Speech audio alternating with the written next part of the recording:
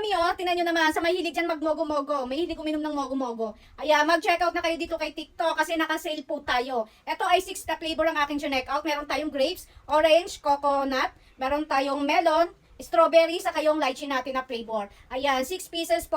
Safe na safe po darating sa inyo yan kasi nakasil po tayo individually sa ating mogo-mogo. Ang sarap kasi ng lasa neto. Sa mga gusto mag-check out dyan, nakasil po tayo mga mi. I-try nyo na i-click yung ating yellow basket na dyan sa baba. Ito, favorite ko yung coconut.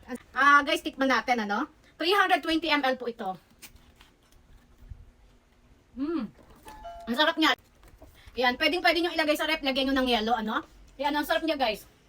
Sa mga gusto mag-check out, ayan, iba't ibang flavor. I-click nyo na yung basket natin, mga mi, habang nakasil po tayo. Talagang napakasarap niya.